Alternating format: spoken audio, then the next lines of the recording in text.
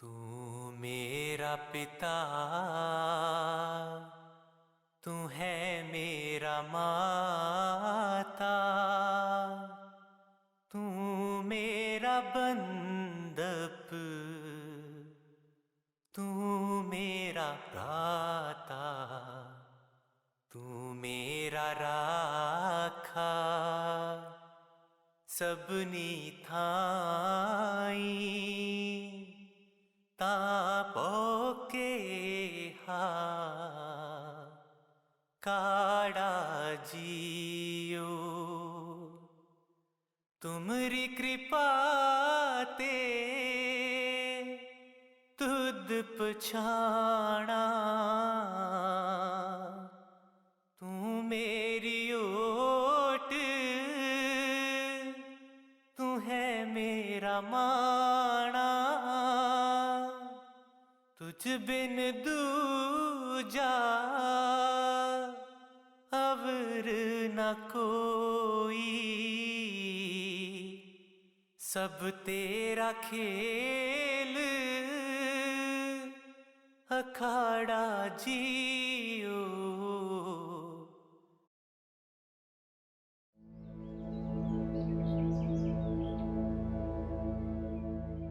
Welcome, seekers, to today's spiritual discourse titled Affinity and Relationships. I have with me East Asia's main speaker, who is an advanced spiritual practitioner and also a disciple of a perfect living master. Okay, so today's topic is very interesting. It's with regards to affinity and relationships.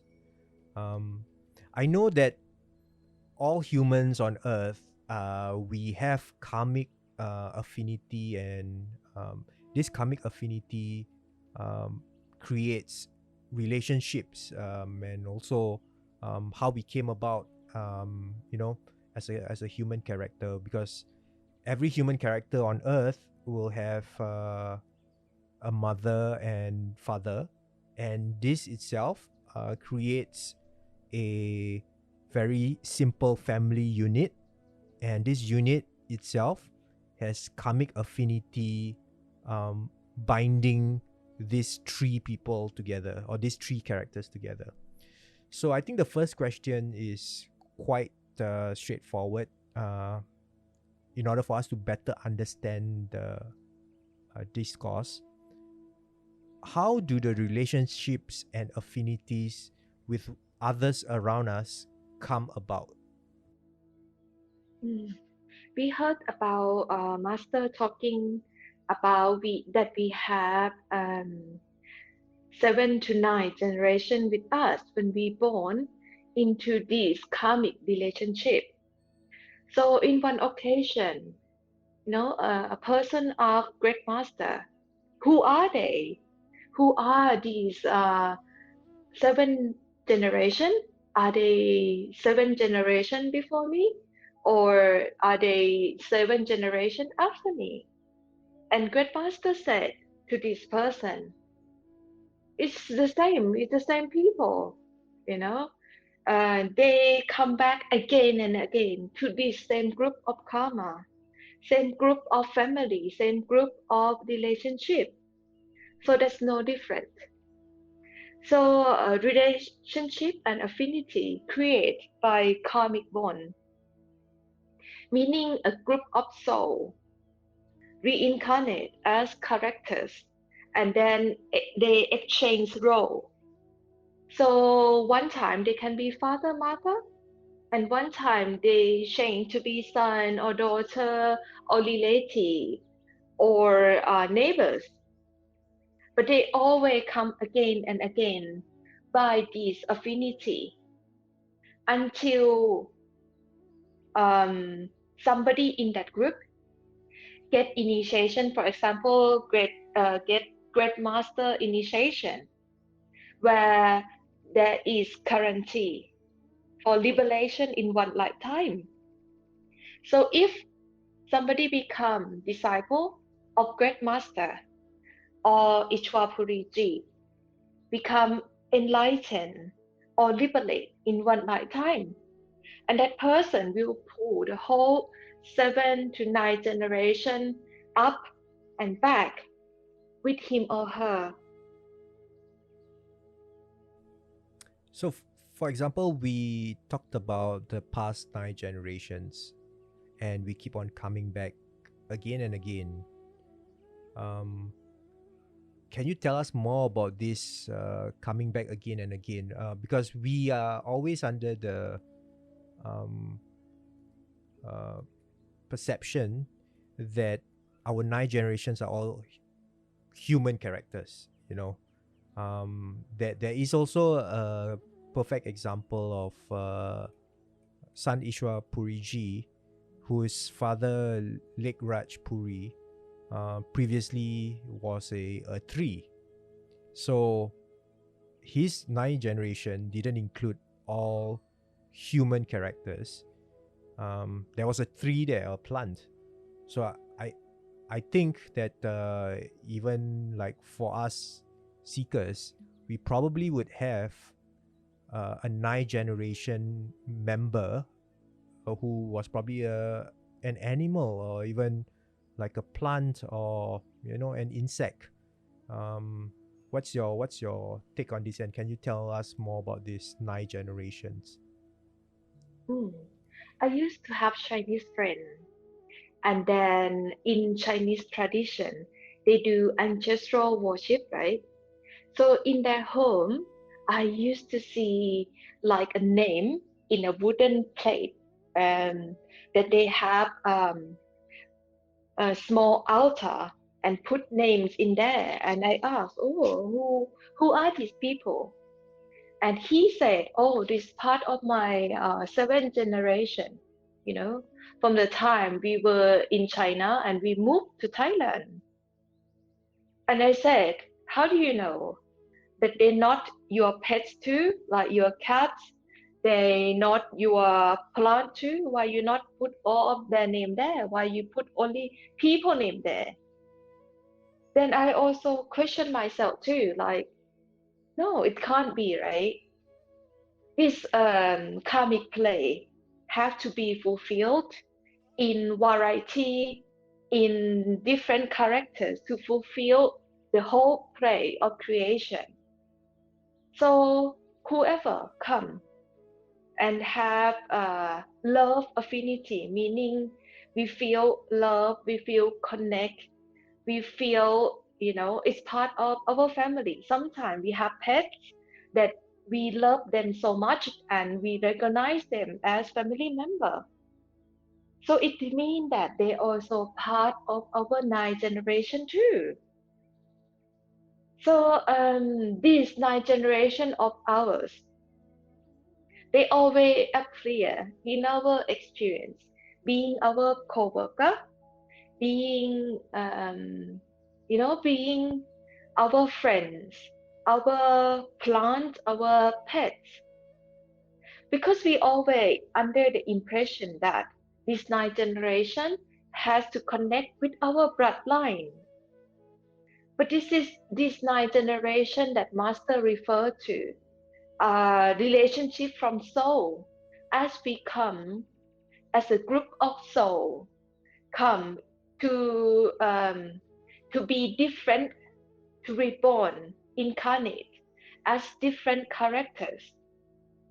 And unnecessary that from the same bloodline they can be the people that we have loving relationship with, like our neighbors, our pets, our boss, our co-worker, anybody that we come to know and we feel some kind of connection with them in our heart, in our feeling.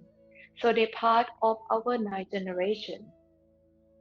Before this, my friend sent me that in order for us to reborn, to born this time, the past 9 generation, it take how many grandparents, how many parents to make us today.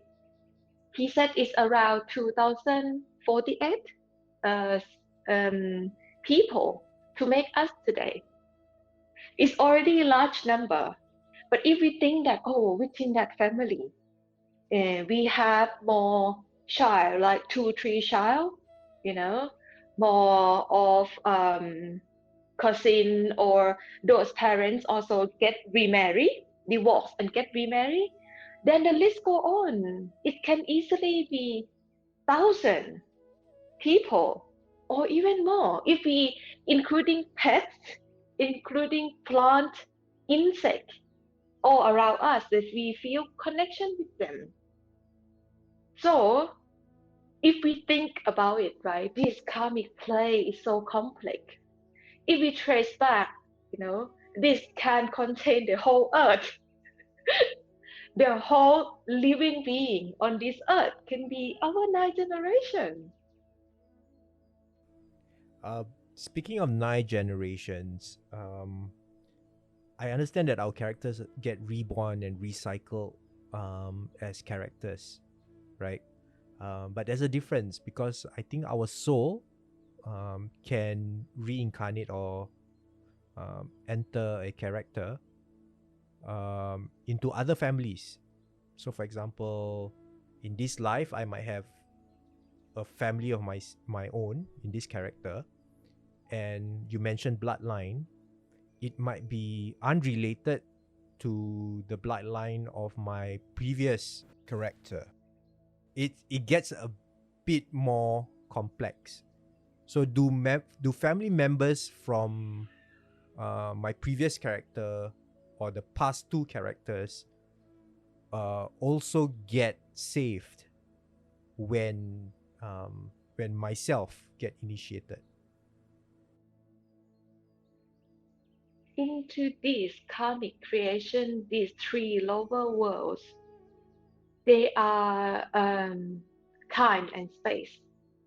And in the timeline and in this character, we look like, oh, that is different timeline, that is different lifetime.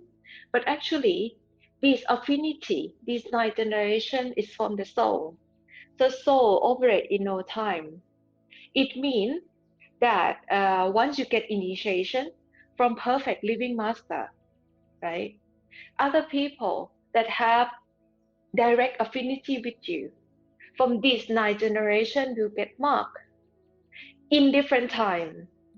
Whether they operate in the past, they operate in the future, or they are right now, they will get marked to pull back, to go back to Sachkan, to our true home eventually in every character. But let me tell you one secret as well. So the timeline that perfect living master presents and come and pick up one group of soul, a certain group that are seekers asking for help, for liberation, sincere play, for higher truth, sincere play for the way out of this world of suffering. So God sent representative down to pick up those soul, whether they're Chinese, they're American, they're Thai, they're British, doesn't matter. It's nothing to do with their nationality or bloodline. It's to do with their seeking. So when Master come down, give initiation to those group of true seekers, then the ninth generation that connect with these true seekers will get liberated. But the whole creation is very complex. Those ninth generation somehow will present themselves in this timeline. Okay? Firstly, on human level, first, taking you, for example, a guy from Singapore. Yeah? So you and your immediate family, meaning your wife, your children, your father, your brother, your uncle, your aunt, your grandparents, they will get immediate effects of this initiation, where they've been marked to get liberation in the future or within this lifetime even. And after that will be your co-worker, the people who even meet at the airport, in the restaurant, in a department store, that you feel connect with them. Okay, they will also be marked to get liberate. But also the soul that is less fortunate, that cannot be born as human, they will present themselves as your pets, right? The birds that live around your house, insect that from time to time come into your house, anyone, including your plants that you take care of them, some plant in your parking lot. Yes, everybody will try to present himself or herself in that way.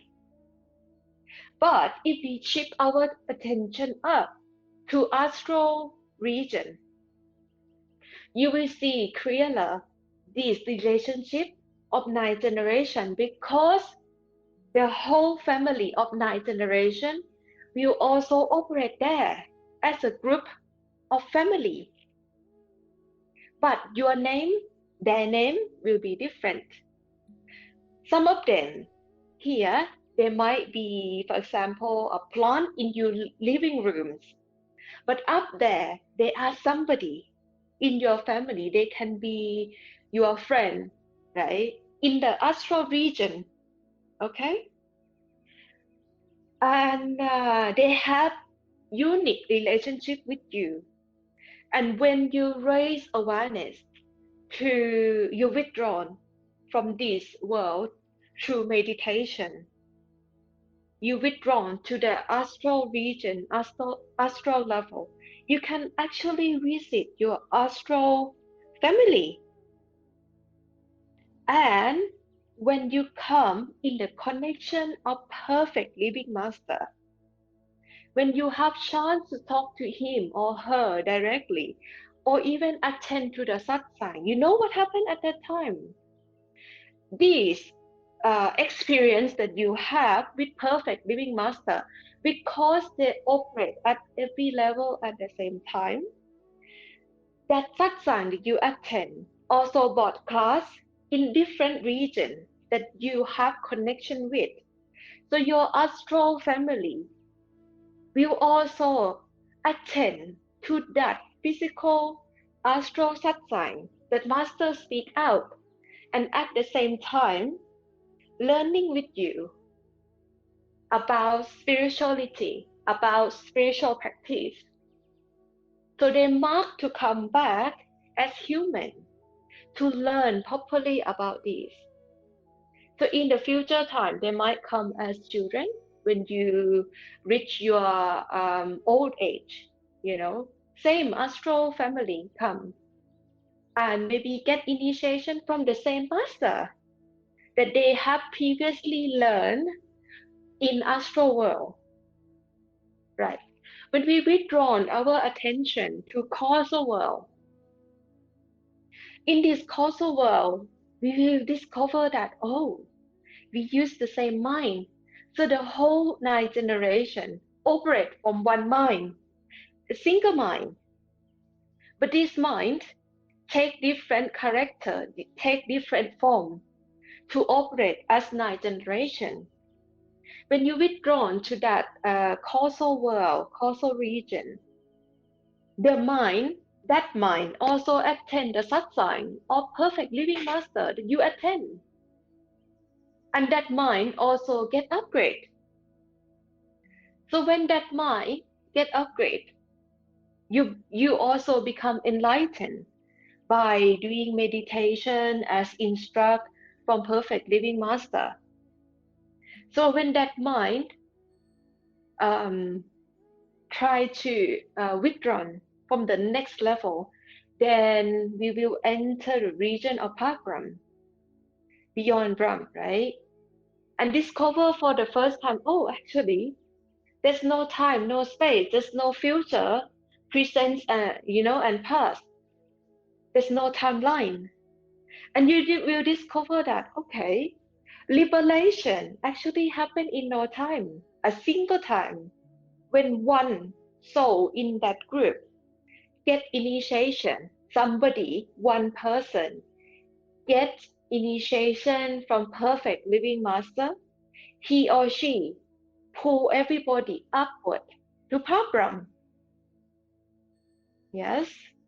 And from that program, that soul, that one that get initiation, start to get enlightened, offer himself or herself to do seva, to learn about love and devotion. And when the love and devotion become more and more and more intense, and discover about the higher truth more and more, all of those character, all of those individual soul will start to merge back into one super soul. And that one super soul will go through Bhava Gufa, in Mahasun, the turning cave. And in that cave, Master on the other side, pulling that super soul across and come back to Sachkhand, our true home.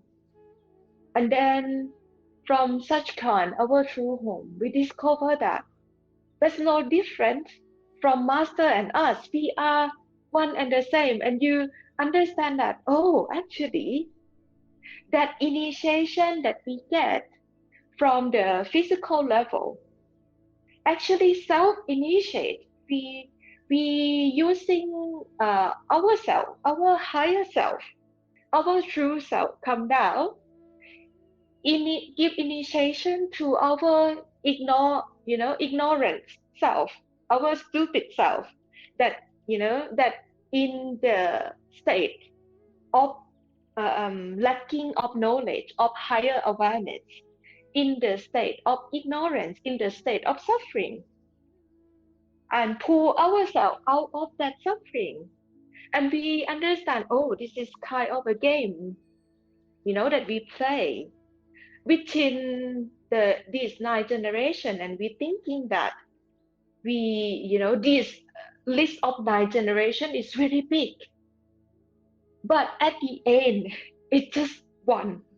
In oneness, it's only one dreamer dreaming this dream, these multiple layers of dreams. And at that state, we come to congratulate ourselves that, oh, yeah, this is a great play. Okay, let's go another round. Do it again, right? Because, when we come down, we already have rescue package with us. We already make a promise or a contract with God that if we come down as the super soul, as group of soul, we will call God representative or part of ourselves that is have awareness of every level at the same time will come and rescue us in a marked timeline, you know. So we wouldn't mind to do it again and again, from the perspective of our true home. Okay. Based on the answer previously about the nine generations and bloodline, especially, the next question is: do non-family members, like your best friends, your pets, and plants, also come from the nine generations? Yes, they are part of us. It's very obvious, you know. Sometimes you look at plant, you look at your pets, you feel that there's part of you there, and they respond to your love. It's the indication that they're part of the ninth generation, because this ninth generation have relationship on the soul level, and on the soul level, our relationship is lover and beloved.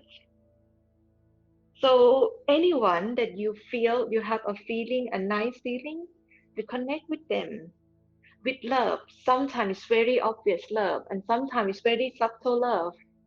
It doesn't matter if you connect with them with true love, unconditional love.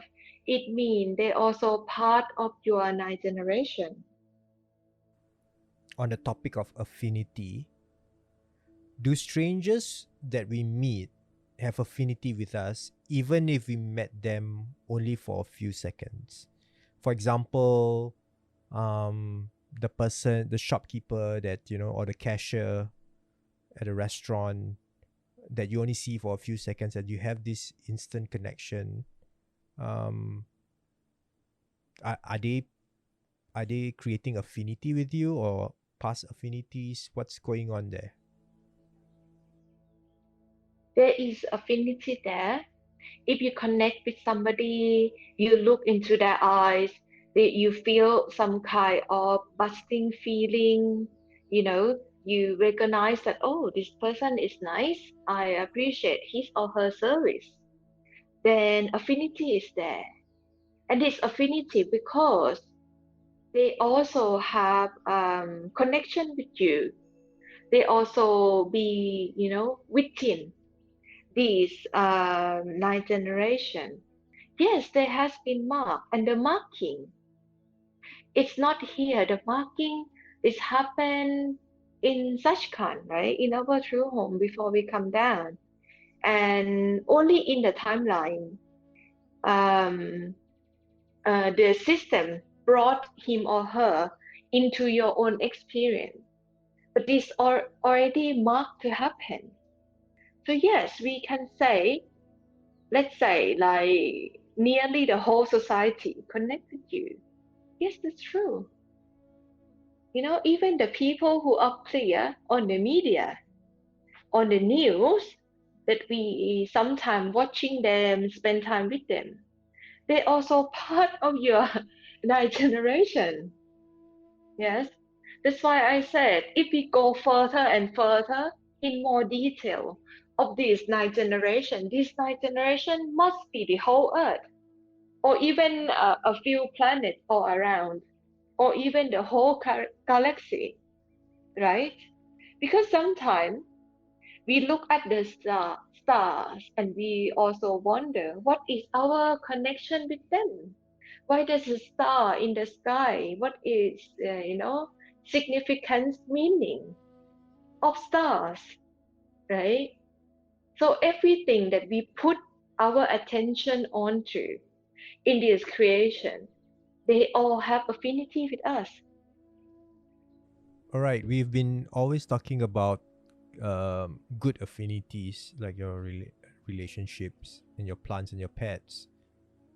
What about enemies? Do enemies of past lives remain as enemies in this lifetime? Is there a way to alter this karmic affinity from a spiritual standpoint? Hmm. Yes, because our mind have negative tendency. Sometime along the way of our reincarnation, we make enemies because of this negativeness. And it's part of the play, it's part of the divine play, right? Just like they have to be night, darkness. So we recognize day, so we recognize light.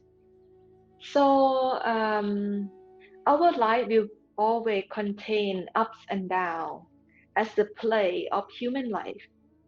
Sometimes there's an enemy there in our life.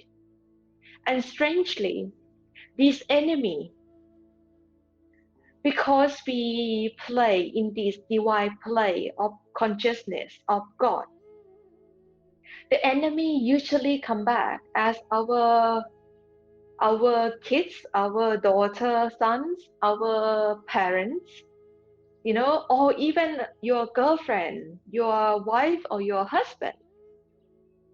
Because in order to fix this amenity, right? Sorry, in order to fix this disagreement, hatred, We have to fix this with love and forgiveness. And in order to do that, this enemy will be born in our immediate family. In order for us to repent, in order for us to love them and forgive them unconditionally. What happens if you don't forgive this past enemy of yours who is maybe now your brother or your sister? What happens from a spiritual standpoint if you don't uh, observe forgiveness? Mm. If this love and forgiveness is not there to redeem what happened in the past, then this will carry on to the next life. Because the whole creation creates for the experience of love, not experience of hatred, not experience as fight or disagreement. So we will have to reborn again and again to learn about unconditional love and forgiveness, because it's like the most urgent, unfulfilled responsibility, that if we make somebody hate us so much, we make a big fight, big disagreement, we have to come back and redeem this, make this a loving relationship. We have to forgive. So therefore, if anyone in your life is there, and you happen to have hatred relationship, you have to consider to forgive, forget, and let go. Because, if you can raise above your character and see these play of characters from observer mode, from God point of view, then you will feel that yes, everybody have their own play. They in that character that make our character, hate or love. So we easily understand. And once we have that kind of understanding, which is wisdom, that we can explore and raise our awareness during meditation. So when we withdraw our attention up and up to the high level of awareness, then we will understand that, this hatred, this separation, this is not real, because in reality, there's only one. There's only oneness, there's only love, there's only kindness and compassion. So, yes, that's why Perfect Living Master tirelessly saying to us that this is the part of love, what we are practice as spiritual part of Master. This is part of love. And you can't just only love your Master and hate your brother and sister. You can't do that. In order to graduate from the part of the Master, we also have to graduate from the part of love. Because God realization is equal to love realization too. Right. A short question on that. Would your enemies also get the benefits of your initiation? Oh, yes, because they have strong affinity with you. Love is also a very strong feeling, and hatred, also very strong feeling too. It means that one has strong connection. For example, in Buddha time, so Gautama Buddha, he has a cousin, Devadatta, right? And his cousin hate him so much that doing every way to take Gautama Buddha down, and even become renunciate.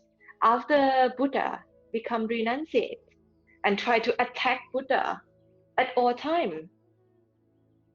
And there's one time he tried to assassinate, try to kill Buddha, and that consequences fire back at him because he actually tried to kill, a holy visitor or a perfect living master at that time. So he get backfire and he get greatly injured. And on his deathbed, Buddha come, right? And he actually asked for forgiveness from Buddha. And the marking of the saints is that they are forgiving. They represent that kind of love and compassion. So Buddha say, yes, I forgive you. And that man were in tears and just die, at that state. So it means that soul also merge back to that oneness of love. And that also give chance, liberation for the future lifetime as well. So, for example, there are 7 billion humans on Earth right now, or plus minus. What happens if you, as a character, has zero affinity with another character at the other side of the world? Does this mean that you simply don't meet or have the opportunity to actually talk to this person? Does it work that way in this affinity game? Yeah, I often hear initiate saying that, oh, our fellow initiate or disciple of perfect living master, we are in one spiritual family. So they usually call one another brother and sister.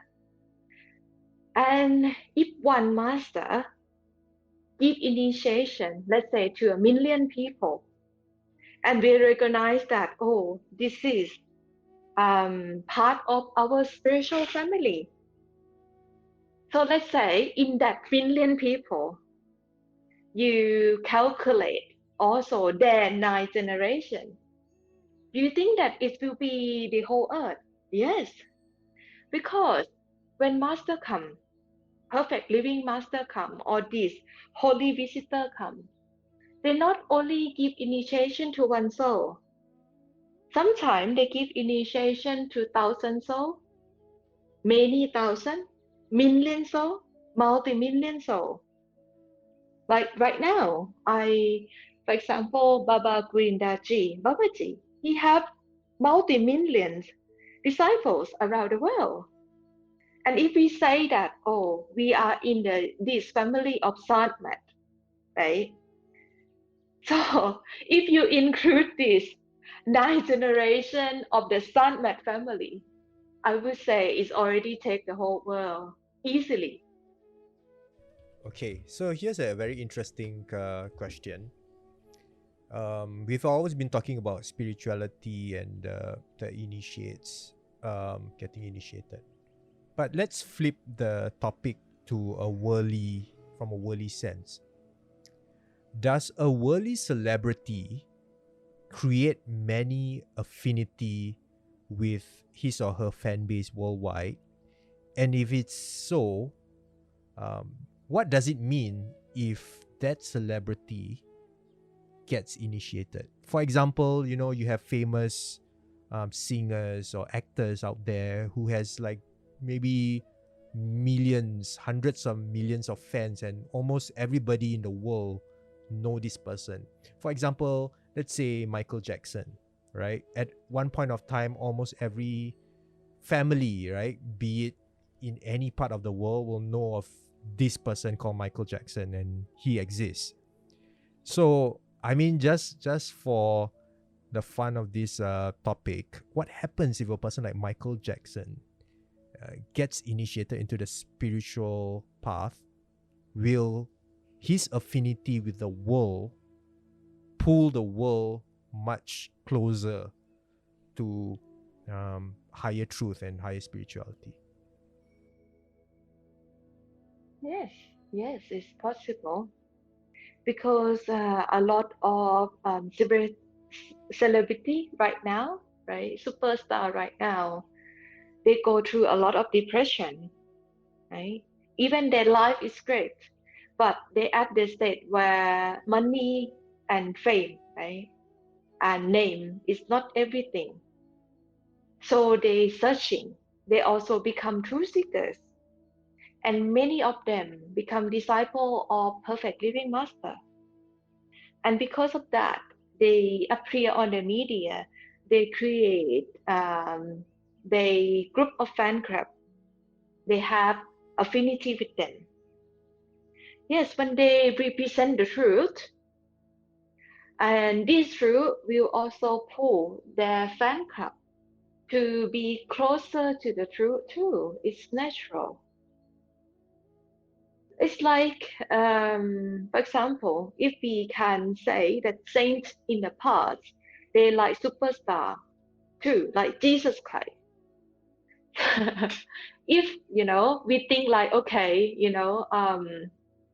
if we put him in the media right now, everybody know who Jesus Christ is, right? And by having affinity with Jesus Christ, we look into his life, we interest of what he's doing, and in what he's doing there's a detail about, oh, he's doing meditation, he contemplate on love, he say about love and kindness and compassion, right? On that we also get upgrade, we also get pulled toward the truth that that person represents you. So it's very natural because this is a very complex idea, of karma. And karma also mean good or bad affinity with people. And that affinity is like a bridge. Yeah. It's like an excuse to connect to one another. So usually perfect living master knowing this very well. And they using this as excuse to pull the soul towards them.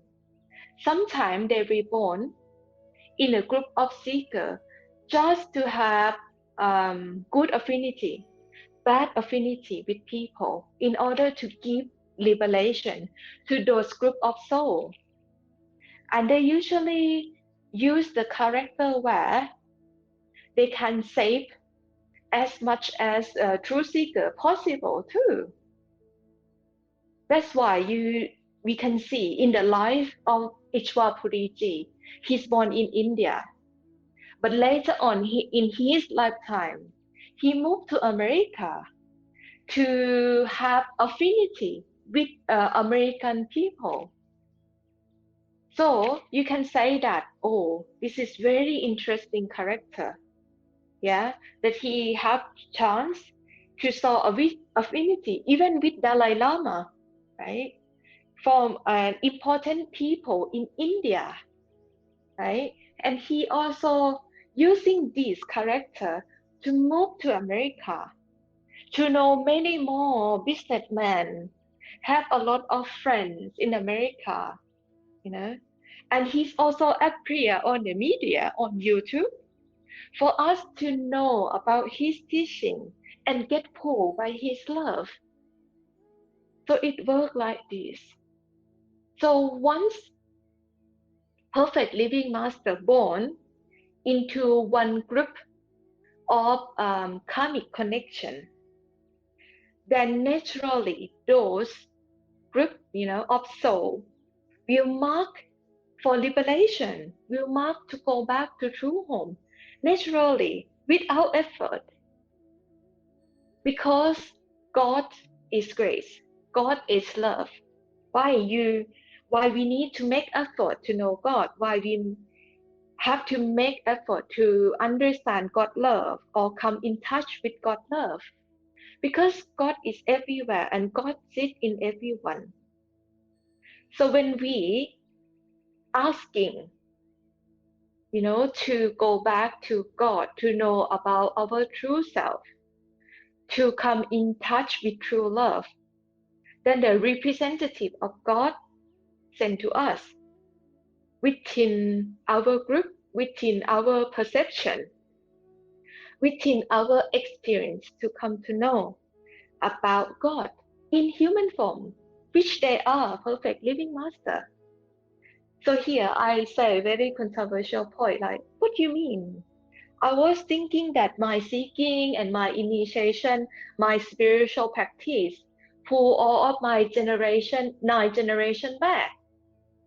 No, because you come into connection with perfect living master and he or she give you holy initiation. That's also, part of the rescue plan that you has been marked to come down and you will be marked to go back with your 9 generation.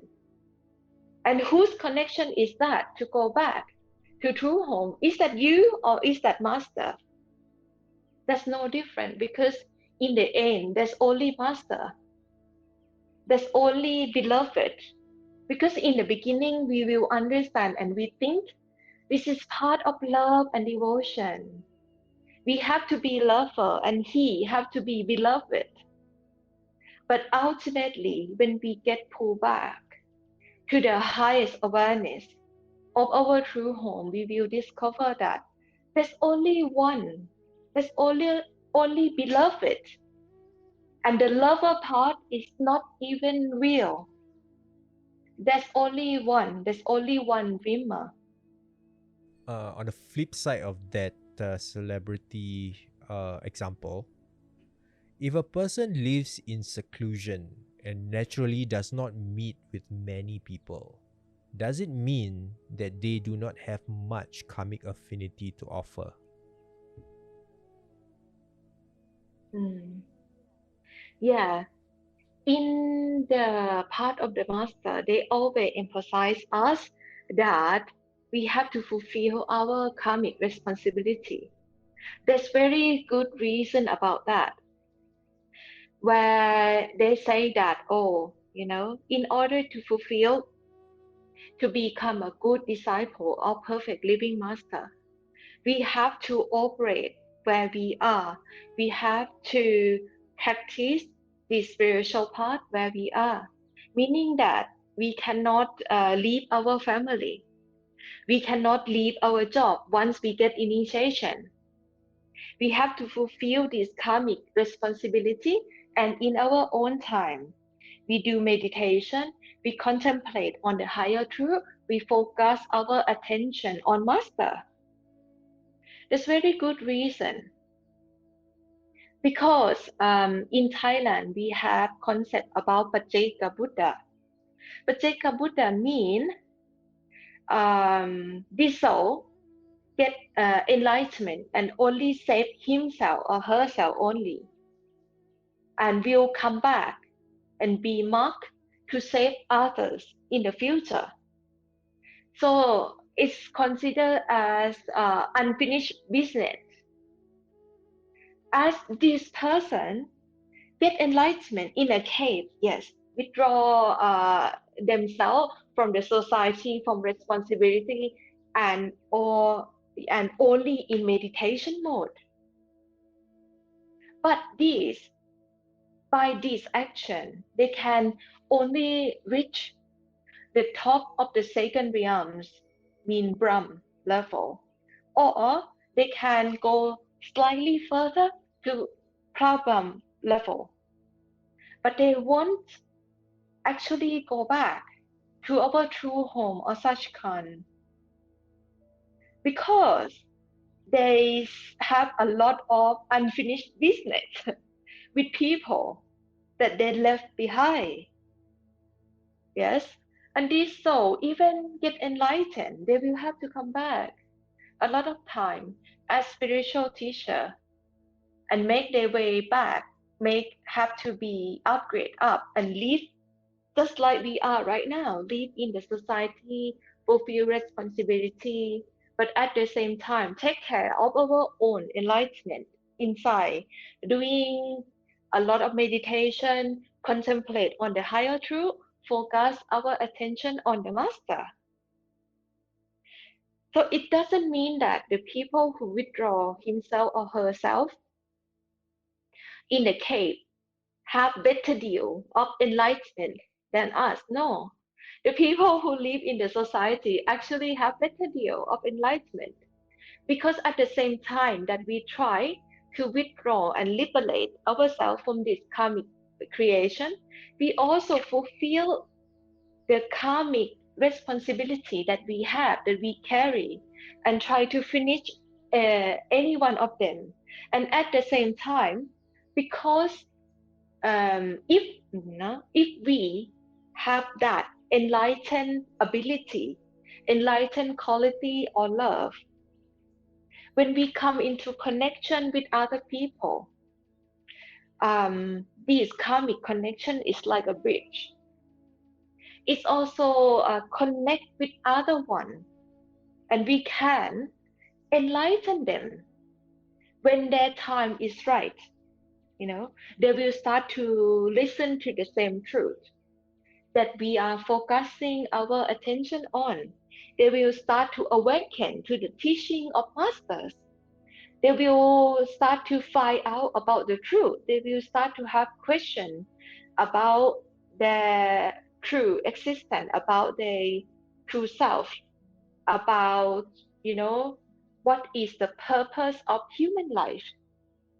So therefore, it's actually beneficial to all that initiate or perfect living masters still live in the world, fulfill karmic responsibility, because by doing that, firstly, we offer ourselves real liberation from all attachment and fulfill ourselves to finish all of karmic, responsibility, karmic business.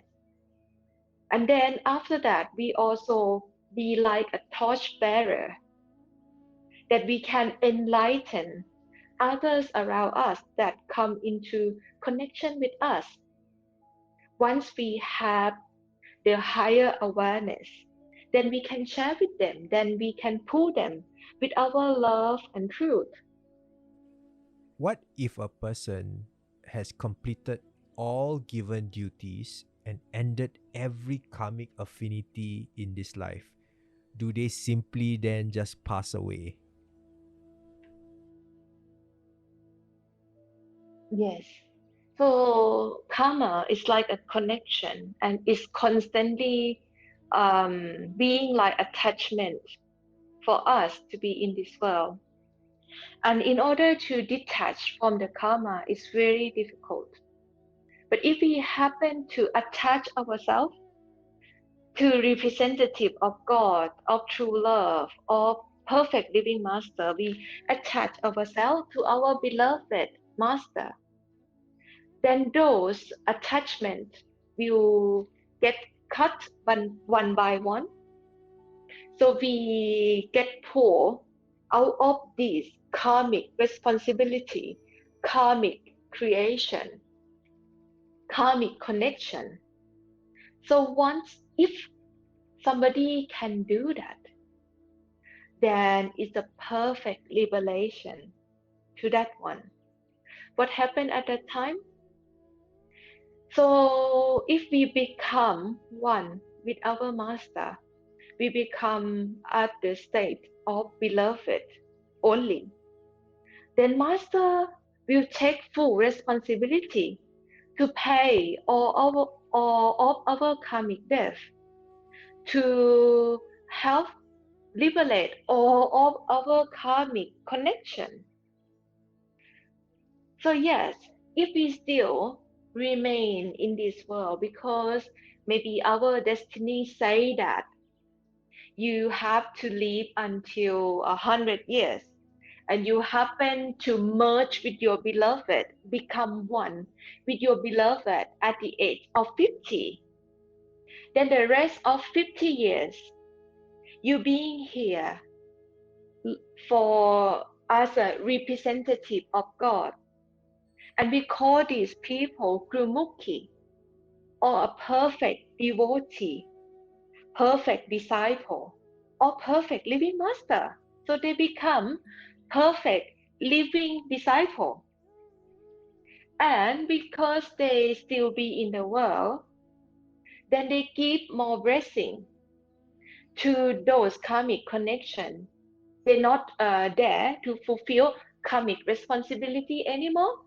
They already fulfill that, but the remaining time of 50 years, they will pull the soul around them closer and closer to the Lord, closer and closer to a perfect living master. Next question is about it's a brahmachari question, so I'm just going to ask. Can relationships affect spiritual progress? Isn't it better for a person to stay single and focus on spirituality rather than have skin deep relationship with their partners? This is, I think, in relation also to affinity. Yeah, I have a lot of questions that they're very confused on this point because a lot of initiate after they get initiation from perfect living master, they think they have to observe purity and strict precept. So they would not have intimacy relationship with their wife or husband. So they feel like, oh, if I doing that, I will put my attention outside and away from master. No, actually not. So anything that is love and kindness, it's also represents the teaching of perfect living master. Master never say to us that, oh, go to the cave, meditate on your own, cut off from everyone, including your wife, your husband, your children. They would never say that. They say, go back and be the best human being. Best human being mean we operate from loving kindness, point of view toward each and everyone. Sometimes people get very extreme on this brahmachari or keep purity or celibate within their spiritual practice. But it's not true. This is just to satisfy the mind. Because the mind, the ego always find, okay, I can do better in this. I take the next step of purity. Mm. But, the real teaching of the part of the master is to do about love. If we happen to keep our purity, but we also hurt other people's feeling, this is not good. This is create another set of karma for us to fulfill in the future. No? Just like when the time of Buddha, he escaped to the forest, he become renunciate. He escaped his wife, he leave his newborn child with the wife. And the wife, so remorseful, that she don't understand why this man, right, contemplate on the truth, so much so that he give up his family life, he give up all kind of relationship. But then when Buddha get enlightenment, he come to understand that it was too extreme, that he stopped eating, he stopped drinking, he cut off from all relationship, he ran away from his responsibility. So when he get enlightenment, he come back to the palace, ask for forgiveness from his wife. He asked for forgiveness from his parents. And in return, he gives such sign. He gives discourse about the truth, the nature of life. And most of them become renunciate later, follow Buddha teaching after that. So, we have very romantic idea of how successful spiritual practitioner should be. But once all of them doing that. For example, the best example is Buddha. Once they try to follow that to the extreme, they found that no, this is not the way, right? That's why Buddha is very famous for middle path. We have to walk middle path, you know, to know the truth. If you go too extreme, then that's not good. Also, this question of brahmachari, celibate, right? It's also, what the Buddha also regret about that because he ran away from his responsibility, and it's not the best way to study about the truth to come to this enlightenment. And in Thailand recently, there's somebody asking me, like, is this necessary to become vegan or vegetarian, to become, a spiritual practitioner? Do we actually need to be vegan or vegetarian? I said, no, you don't need to be. But it also depends on level of your seeking, how sincere you are of seeking the truth, and the awareness that you have for loving and kindness and compassionate way of life. I give the example like, yes, meat eater, people that still eat meat and drink wine and everything. Yes, they can still be truth seekers, but they only, beginner.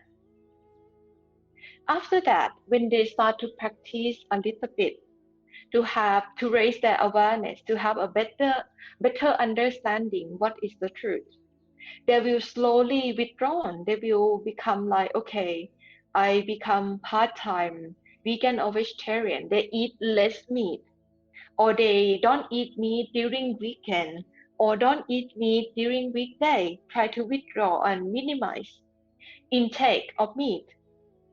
Okay, that's the second step. The third step, they become vegan or vegetarian, right? After become vegan or vegetarian, if they meditate more, raise their awareness more, their seeking is more intense. They might enter retreat mode where they feel like, oh, I just gonna eat only fruit, only light meal, only fruit only, or become raw vegan. After that, after this fourth stage, then they become liquidarian, right? Or drink only water. After only drink only water, they can withdraw to the state of vegetarian or only eat air, right? Don't eat anything at all, nor drinking. But these considered as extreme, right? So one way, meat eater is extreme on one way, and other way is vegetarianism. Don't eat anything at all, right? And the middle way of this is vegan and vegetarian. That's why all of the holy master, all of those perfect living master, they told us that, in order to become their disciple, we have to become vegetarian and vegan because this is the middle way. Actually, it's what Buddha discovered, that unless you understand what is extreme and what is not, then you can actually start to walk the middle path. And this is in all of this discussion about should we become a spiritual practitioner, and should we at that time become vegan or vegetarian? Because all of us have different level of awareness, and we shift back and forth all the time if we're not stable. I found a lot of vegan or vegetarian people sometimes fall, sometimes go back to eat meat, sometimes go back to drink alcohol. Or I see a lot of vegan or vegetarian people sometimes enter water fasting mode, in order to do more meditation and have more free time, without eating. They have more free time to do their spiritual practice. So we always jump back and forth. And that's nobody's fault. It just depends on our awareness, you know, our learning curve where we are at that time. It's as simple as that.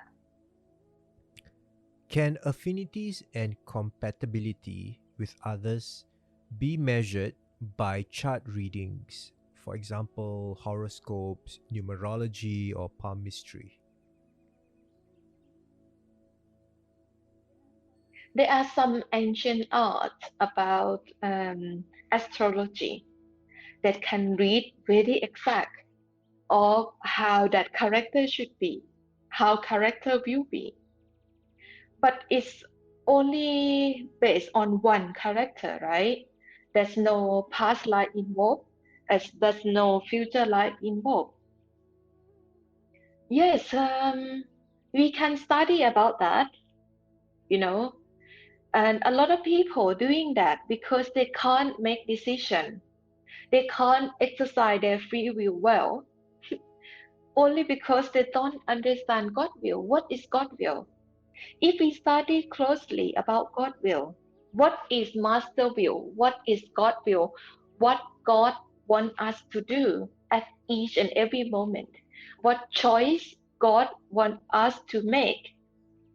If we pay attention on that, we will never actually rely on this astrology, right? Or chart reading or palmistry. We never rely on that. So my suggestion would be try to understand who is God first, you know, what is God represent. And after that, you will understand what is God will. But a very easy trick to do is, if you have two choices present to you, you choose by, okay, which choice will make me closer to God? Which choice is from a loving kindness point of view? Which what God represents? Then you will always end up making the right choice. And for initiate of perfect living master or disciple of perfect living master, we have been told that our collective karma, our sinchit karma has been burned during initiation time. So, any chart reading that we are doing will not be 100% correct because we can only read out the chart and the palmistry of that character. But if the karma, which is very big amount, there has been removed, then our destiny will not be the same anymore after the day of our initiation. That's why in Supreme Master Group, on my initiation day, I have been told, don't look into this fortune teller, don't go to read chart, don't go to palmistry, because your life now has been altered, has been changed by the grace of Master. So even you attempt to do that, then it won't create the same expected result.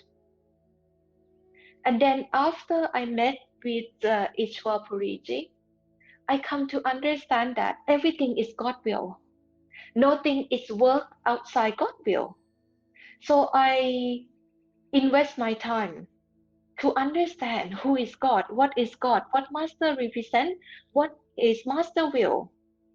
And I try to practice to follow God will or Master will to see, okay, if the if choices present itself in front of me at that time, choice A or choice B, I will always choose the choice that make me closer to Master, not away from Master.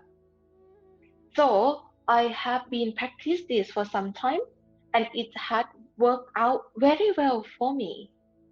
I don't actually experience any disappointment, any suffering from the choice that I'm making, that I try to get closer and closer to master in every decision.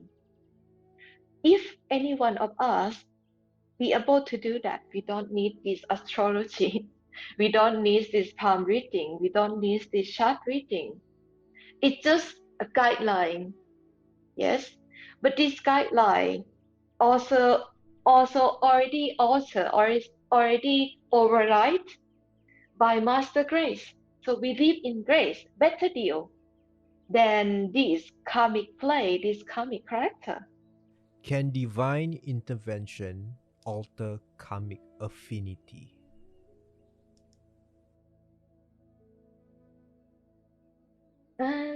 Divine intervention is one thing.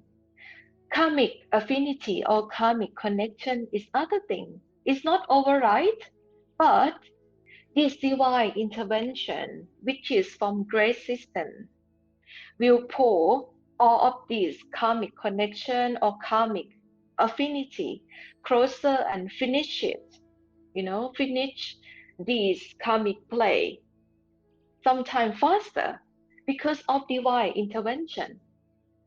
For example, in my Buddhism background, they said, okay, in order to reach Arahat, we have to invest our 10 lifetime to practice meditation, follow precept, you know, find the truth for 10 lifetime to just reach the lower part of Param, the top part of Brahm, which they call it Nirvana or nothingness state sooner, right?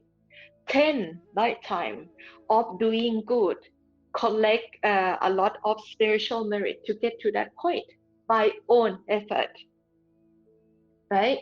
And they said it take another countless lifetime to come to the Buddha state. You know, the Buddha state mean they can cross to Mahasuna level. You know, from Nirvana they have to cross to Mahanirvana or Pali Nirvana in order to reach as Buddha consciousness at that time. So it takes a lot of devotion in practice. But this is all to do with the mind, with our own effort. Just like Sant Ishvapuriji always say about front wheel drive and rear wheel drive, right? Pushing and pulling effort. So we can push ourselves so much toward God, toward our true self, but we will never be successful because the mind cannot liberate the mind. Only the soul can liberate the mind. We cannot use the quality of our mind to close our mind. We have to use the quality of our soul to close our mind. So, for example, within that 10 lifetime of intensely seeking and practice to become arahat, to go to nirvana, according to my culture, we happen to meet with a perfect being, a perfect living master. It means divine intervention happen to shorten our time. We don't need 10 plus lifetime to enter to Buddhahood or Buddha consciousness. Master say, if you diligently practice, follow master teaching, you can make it in one lifetime. And it's also better deal. Why? Because this perfect living master, as perfect as they appear outside to us, and they also appear inside as our inner master, teaching us inside as well. So inside that inner master pulling us across the darkness of every region, the darkness of Sunna, the darkness of Mahasuna, across to ever-turning cave called Buffa Gufa as the final state, and put us back to our true home. So this is pulling from the other side, from inside us, as well as they also pulling us from outside. They appear as human beings to talk to us. So firstly, they can win our heart, they can win our mind. And after that, they introduce the concept of the soul to us. So this soul pulling the mind back to its origin. And from the mind, they also pull the soul back to its own origin, which in our true home, the totality of consciousness.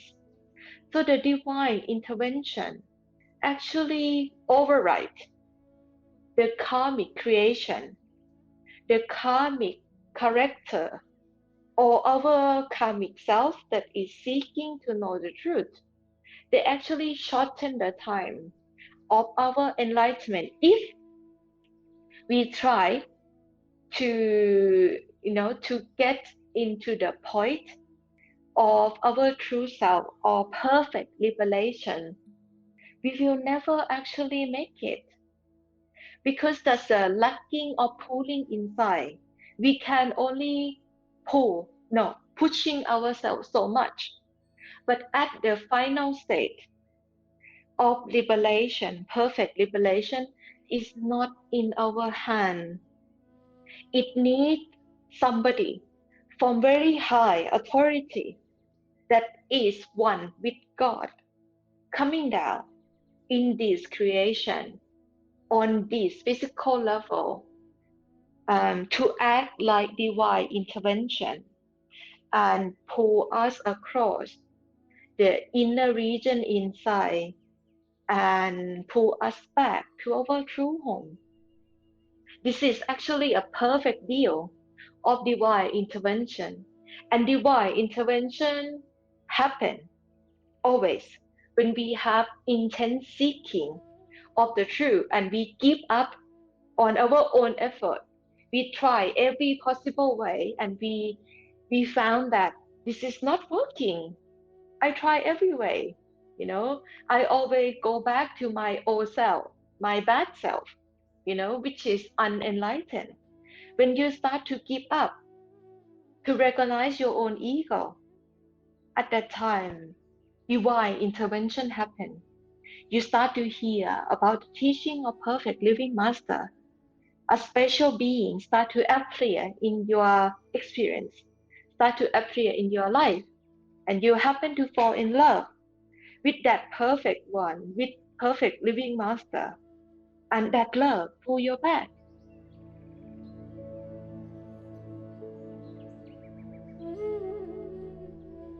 That's it for today's satsang. Thank you, main speaker, for spending time with us for this satsang. If you want more information about ISTA Asia, please go to www.istaasia.com. You can also subscribe to our newsletter and email us any inquiries you may have regarding spirituality. You can also send your questions to seek.istaasia.com. Thank you for listening.